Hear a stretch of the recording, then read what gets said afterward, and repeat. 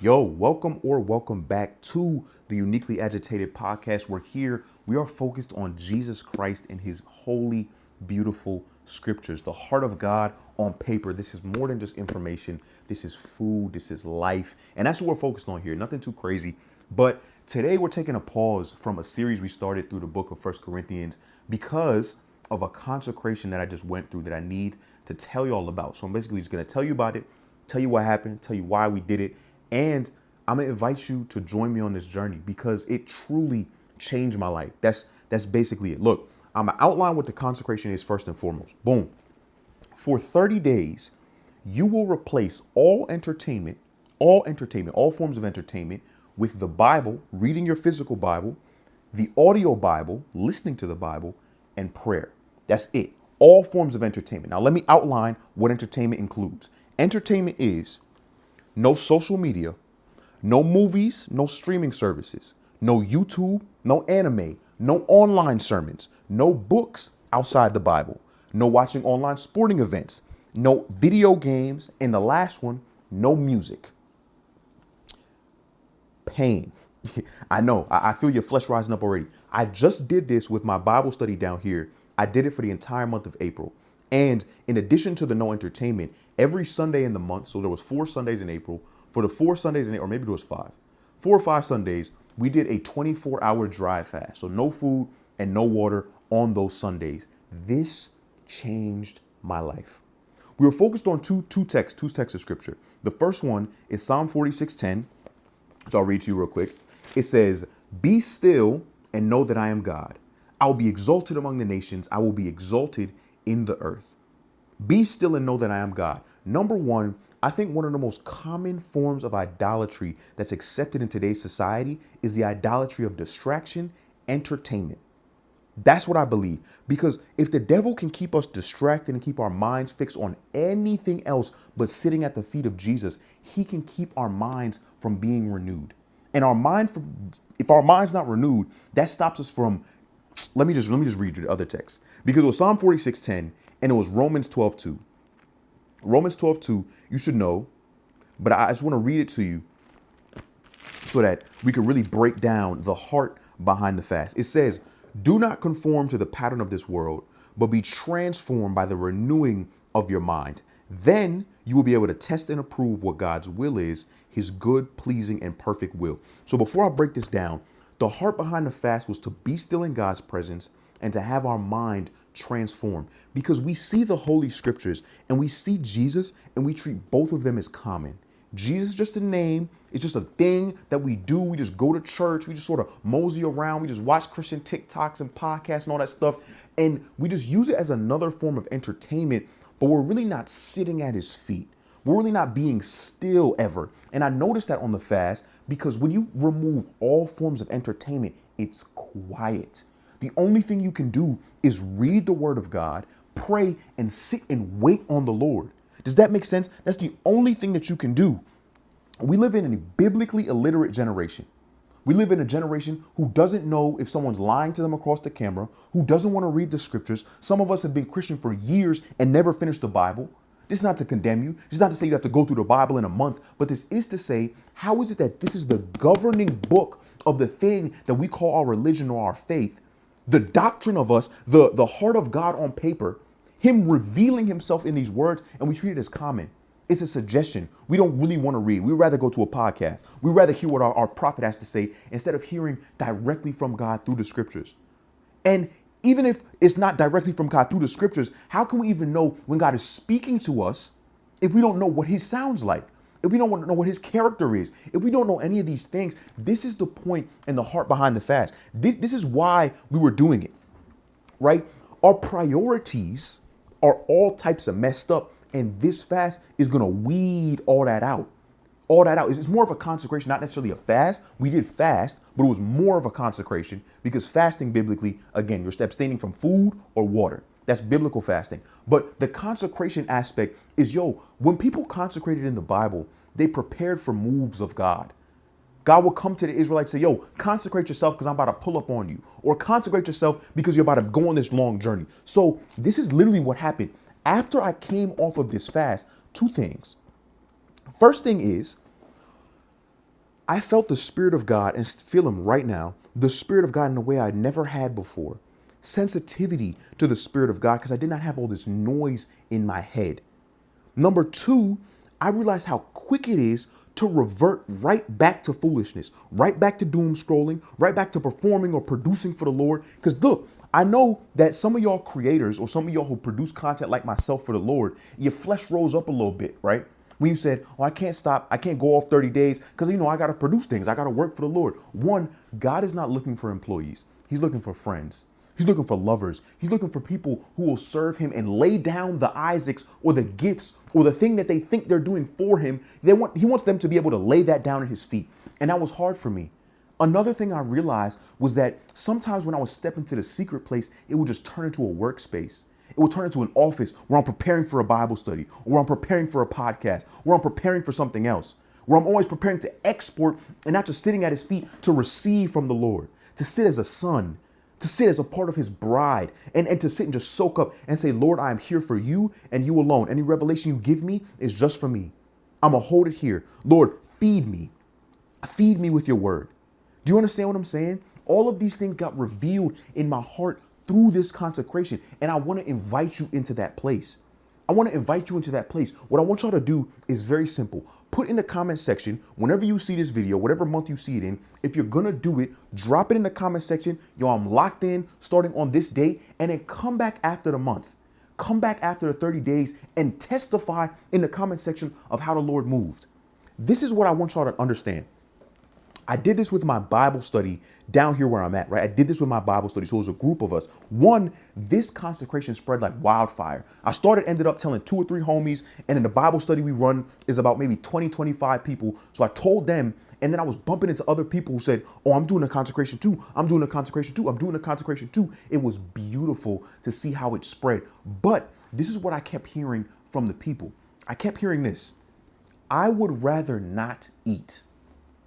People were telling me that this fast was bothering, this consecration was bothering their flesh in such a way that they would rather not eat than drop entertainment. If that is not idolatry, I don't know what is. Look behind me. This is how we look sometimes. Jesus is sitting at a table waiting for us to speak to him, just to give us his undivided attention, to look on him, to fix our eyes on him, as it says in Hebrews, and look at us on the phone.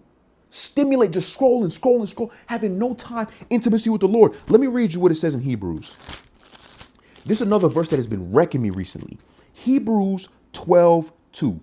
Coming off the heels of talking about faith, giving us all the greatness in the faith in Hebrews chapter 11, he says in Hebrews 12, therefore, since we are surrounded by such a great cloud of witnesses, let us throw off everything that hinders and the sin that so easily entangles. And let us run with perseverance the race marked out for us. How? That's the question we should be asking of the text. How are we to throw off sin that easily entangles? How are we to run with perseverance the race that is marked out for us? How? It tells us in verse 2, fixing our eyes on Jesus. Fixing our eyes on Jesus. Whatever has your attention has your affection. When you're staring at Jesus, he will do the work inside you and drop all that sin off your body. He will do the work inside you and move things out of your path and allow your path to be straight. He will guide you. He will fill you with your spirit. He will endow you with power. These are promises from the scriptures. These are not suggestions. These are not things that might happen. These are things that will happen as promises. He says, yo, the pioneer and the perfecter of our faith. Can we go on? Because I'm excited. Let's go on a little bit. For the joy set before him, he endured the cross. What is the joy that he's talking about? Seeing us in right relationship with him. Think about that for 1 second. Think about the fact that the joy that kept Christ on the cross, the joy and the love that was set before him was to see you and me in right relationship with him so that we can come back to the right table, back to the same table of the Lord, so that we can be brought back to Eden. What? What kind of love? Let's keep going. What kind of love? He said, for the joy set before him, he endured the cross. He endured them piercing his hands and his feet. He endured them spitting on him, them beating him. He endured all of this for your sake and for mine, and it was joy to him. So now, does it make a little more sense why in James it says, consider it joy when we are under trials and persecutions of all kinds? Does it make a bit more sense how we can share in the sufferings of Christ when we have a little bit of suffering here on earth because of the joy set before him? Should it not be an honor for us to take those things upon ourselves? I'm going to get back to the consecration in a minute, but listen, scorning its shame, embarrassing the cross, sat down at the right hand of the throne of God. Verse 3, consider him who endured such opposition from sinners, so that you and me will not grow weary and lose heart. If you fix your eyes on Jesus and you ponder his sacrifice for us, our only right response is surrender. Our only right response is a life put on the altar, and that comes in form of our passions too. The things, the good things, the pleasures in life. Like I said, God will give you a gift and then say, give it back to me. Lay it down, because he never wants the gift to become an idol. This is what I'm trying to connect to you. Look, Hebrews 12 connects to what we just read in Romans 12. I want you to, my heart burns for us to love the scriptures. My heart burns for us to love the scripture, because this is how we understand the Lord. What did I just say?